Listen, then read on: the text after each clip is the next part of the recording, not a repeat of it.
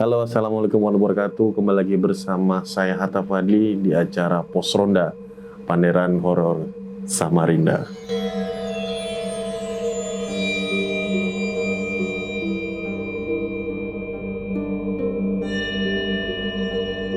Dan sebelum kita lanjut videonya, terima kasih untuk teman-teman yang sudah menonton acara Pos Ronda setiap malam Jumat, dan terus dukung acara ini dan share ke kami cerita-cerita menarik dan cerita horor yang ada di seputar kehidupan kalian. Dan hari ini saya tidak sendiri dan bersama sahabat saya bernama saya Huda. ya, Bang Huda mungkin ada punya cerita menarik ya di Pos Ronda kali ini. Apa yang bisa kita share ke teman-teman cerita-cerita seram pada malam ini? Ya, ini ceritanya cerita yang dialami salah satu kerabat saya ya.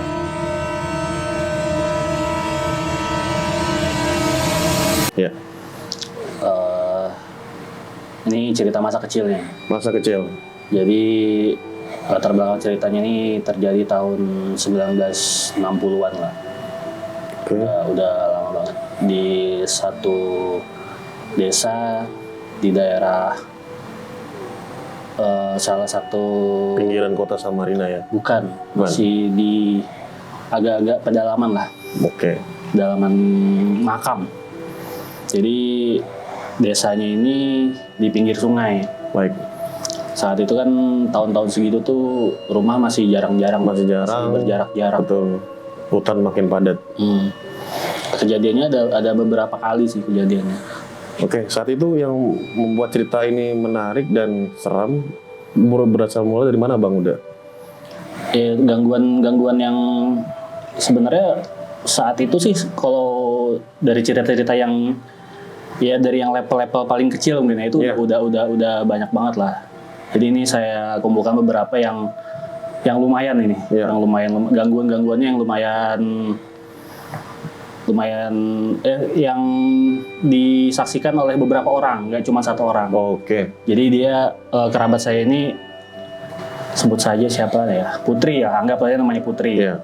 Jadi Putri ini kadang kejadiannya itu dialami itu yang pas lagi bareng-bareng sama saudara-saudaranya. Oke. Jadi nggak dialami sendiri. Baik. Kalau dialami sendiri kan mungkin aja bisa dianggap halu atau apa Iya, gitu kan. tapi ini disaksikan oleh orang banyak. Ya. Oke. Terus kejadian pertama itu kan orang tua Putri ini kan pedagang kue. Pedagang kue. Pedagang kue. Jadi biasa kalau pedagang kue itu kan menyiapkan dagangannya tuh dari subuh. Dari ya. subuh, betul. Dari subuh buat dijual Di pagi hari. pagi-pagi di pasar gitu. Iya. Jadi Putri ini biasa membantu ibunya membuat kue. Kalau dulu kan di kampung itu rumah kan tinggi-tinggi ya. Betul. Sekitar mungkin 2 meter dari Betul. tanah. Tapi kalau rumah zaman dulu ada kolong Ya, di bawahnya. Ada kolong. Paling enggak tuh 2 meter dari tanah. Baik. Di salah satu ujung dinding tuh ada lubang yang biasa dipakai buat buang-buang sisa-sisa kotoran, sisa-sisa potongan-potongan daun, biasa membungkus jajanan-jajanan itu dibuang situ. Jadi saat Putri ini membantu ibunya membersihkan sisa-sisa ibunya membuat kue, Iya. tiba-tiba di ujung itu ada seperti hidung babi. Hidung babi ya, yang dipikir secara logika nggak ada babi yang setinggi 2 meter kan. Sementara itu tingginya di atas 2 meter kan. Iya, Jadi betul. hidung babi kayak makanin sisa-sisa kotoran kue. Ya, itu udah ya lumayan lah itu gangguannya. Dan orang tua si Putri juga menyaksikan juga itu kejadian itu. Terus namanya orang tua mencoba menenangkan anaknya lah, ya udah nggak apa-apa, itu binatang-binatang aja, biasa aja. Iya. Terus kejadian berikutnya, Putri ini anaknya lumayan tomboy lah. Tomboy, lumayan berani. Jadi kalau ya anak-anak dulu kan kadang hiburannya kan nggak kayak anak-anak sekarang ya. Betul. Main tradisional, kadang malah main jelangkung. Waduh. Main-main jelangkung gitu. Terus pernah lagi main jelangkung di kamar. Sendirian? Nggak, kan barengan sama saudara-saudara, sama sepupu-sepupu lagi main jelangkung. Udah dipanggil, ternyata katanya gerak nih, akunya kan gerak. Dan Mereka kalau panik. gerak biasanya hantu udah datang gitu. Dan mereka panik. Ya. Panik, dilempar sama mereka, dilempar tek. Ada 4 orang waktu itu, posisinya di kamar, di sini pintu ya, Ya. biasa kamar pintu. Yang 2 orang di depan pintu, 2 orang berlawanan dengan pintu posisinya. Begitu dilempar, tak, yang 2 orang langsung lari keluar pintu. Yang 2 orang mau lari, tapi ini dulu kan lampu gantung ya, Ya. lampu kabel panjang terus Betul. gantung. Itu lampu muter itu lampu. Jadi yang 2 orang ini kalau mau lari harus ngelewatin lampu dulu, jadi Betul. panik gitu kan. Oh, berarti dari situ sudah mulai ada Gangguannya gangguan ya? udah luar biasa.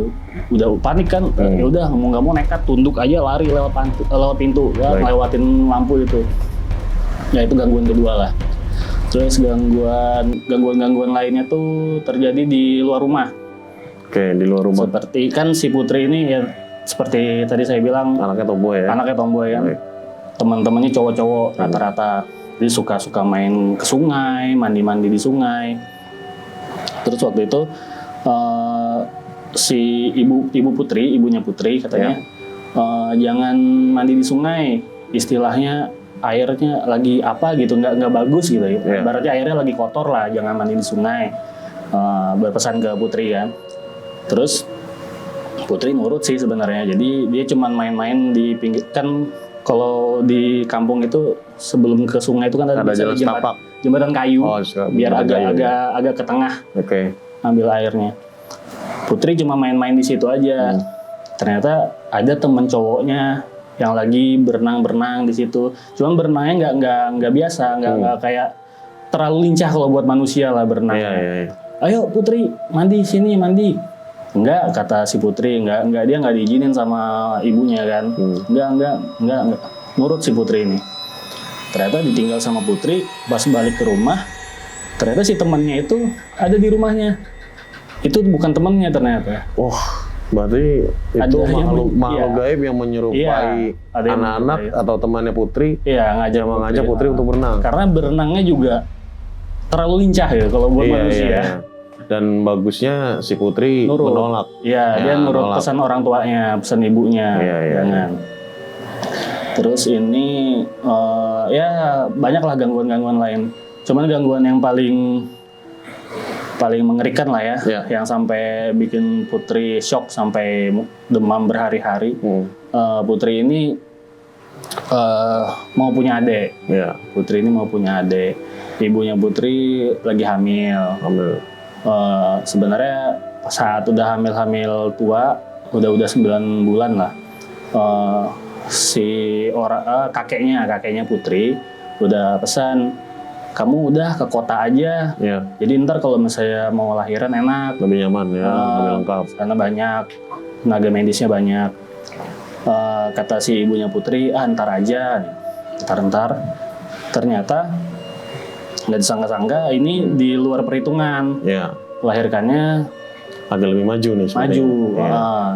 Sementara di kampung itu, di desa itu ada satu, ya istilahnya kalau sekarang orang bilang dukun beranak lah. Dukun beranak, cuman dukun beranaknya itu udah jadi rahasia umum kalau dia itu dukun beranak yang enggak lah pokoknya. Dia kayak mempelajari ilmu hitam Ilmu lah hitam ibaratnya. lah ya. Ya, ilmu hitam ibaratnya.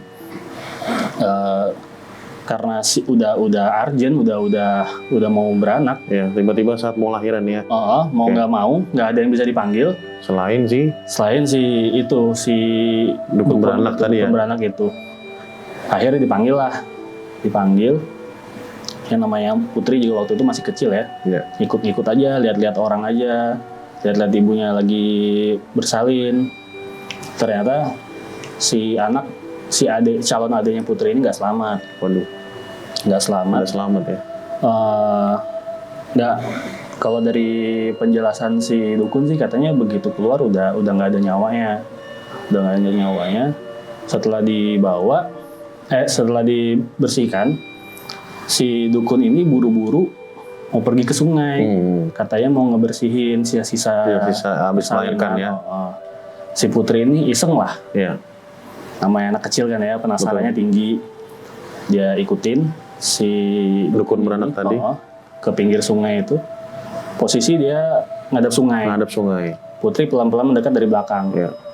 Si dukun beranaknya lagi duduk di pinggir gitu kan. Lagi nunduk begini. Pelan-pelan dari si Putri mendekati dari samping, ternyata si dukun beranak ini lagi makan janin. Waduh. Jadi pas posisi begini, noleh begini, mata melotot ke Putri, ini udah darah-darah semua. Langsung kabur Putri, udah 3 hari demam. 3 hari demam, dan itu mungkin yang Itu shock gitu. menyebab yang mungkin orang kampung bercerita bahwa dukun beranak ini mungkin punya Iya, itu udah jadi rahasia umum sebagai di kampung. inilah ya, itu. apa, Ilmu hitam. ilmu hitam lah ya Iya. kan. Nah ya itulah lumayan Gitu pada ya. zaman dahulu mungkin, ya zaman sekarang mungkin masih ada lah yang seperti itu, cuma Tapi sedikit. sedikit. Mungkin kalau di kampung-kampung sana mungkin masih Ya, ada, kita daerah nggak tahu. kampung masih ada lah ya. Oke. Untuk teman-teman di rumah mungkin yang mengalami cerita yang sama, tetap berhati dan tetap waspada jika bertemu dengan tipikal dukun beranak atau orang-orang yang ingin mempunyai ilmu tambahan. Dan tetap hati-hati, safety, jaga keluarga kalian, jangan sampai pergi ke tempat yang seperti itu. Dan terus saksikan Pos Ronda, Panderan Horor Samarinda, dan salam bagi mereka yang tidak terlihat.